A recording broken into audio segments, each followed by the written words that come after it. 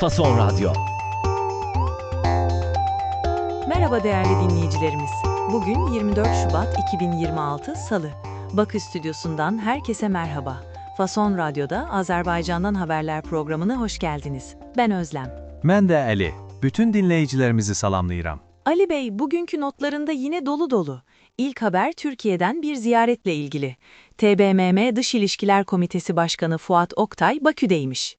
Bəli, Fuat Oktay rəsmi səfərlə Bakıya gəlib. Day.az saytının yazdığına görə, səfərin məqsədi iki qardaş ölkə arasında əlaqələri daha da gücləndirməkdir. İlişkiler güçlensin tabii. Notlarda bir de güçlenen aile ilişkileri var sanırım. Devlet Güvenlik Servisi Başkanı'nın ailesiyle ilgili 16 milyonluk bir haber bu. Nedir olayı? Bu xəbərin mənbəyi müxalif yönümlü Meydan TV-dir. Onu qeyd edim. Xəbərə görə, Dövlət Təhlükəsizlik Xidmətinin, yəni DTX-nın sədri Əli Nağıyevin oğluna aid olduğu iddia edilən bir şirkət, ilin əvvəlindən bəri dövlət qurumlarından 16,3 milyon manatlıq təhlükəsizlik tenderi qazanıb. 16 milyon manat. Maşallah, ne kadar başarılı bir iş insanı. Bazı aileler ticarete daha yatkın oluyor demek ki. Yine Meydan TV kaynaklı bir başka haber daha var. Eski bir müfettiş tutuklanmış. Sebebi çok ilginç. Bəli, bu da diqqət çəkən bir hadisədir. Bakı Prokurorluğunun sabiq müstəntiqi Müşfiq Abbasov, Prezident Əliyevin "Dünyada müstəqil media yoxdur" sözlərinə ironik bir şərh yazdığı üçün 15 gün intizami həbs cəzası alıb. Bir saniye Ali, sabik müstentik ne demek? Soruşturmayla ilgili bir şey mi? Sabiq eski deməkdir. Müstəntiq isə sizdəki müfəttiş və ya soruşturmacı qarşılığıdır. Yəni eski müfəttiş. Anladım.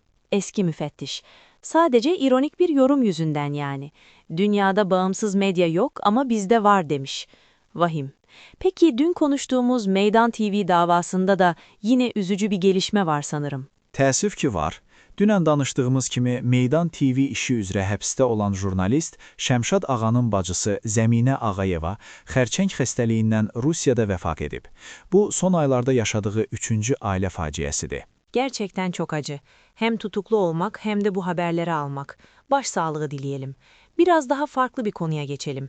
Ekonomi notlarında bir yatırım patlamasından bahsediyorsun. Bəli, Trend.azın xəbərinə görə, Azərbaycanın sənaye sektorunda yanvar ayında sərmayə qoyuluşunda kəskin artım olub.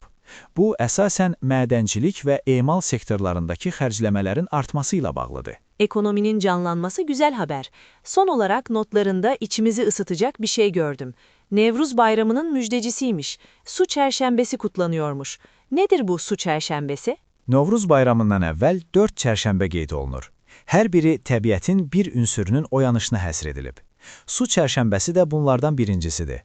Suyun oyanışını, təzələnməsini simvolizə edir. İnsanlar suyun üstündən tullanır, suyla bağlı ayınlar icra edirlər. Çok güzel bir gelenekmiş. Doğanın uyanışını böyle kutlamak harika. Ali, bugünkü notlar için yine çok teşekkürler. Gündem yine hem düşündürücü hem de bilgilendiriciydi. Mən təşəkkür edirəm Özlem. Fason Radyo'da Azerbaycan'dan haberlerin bugünlük sonuna geldik. Yarın yine aynı saatte buluşmak üzere, hoşça kalın.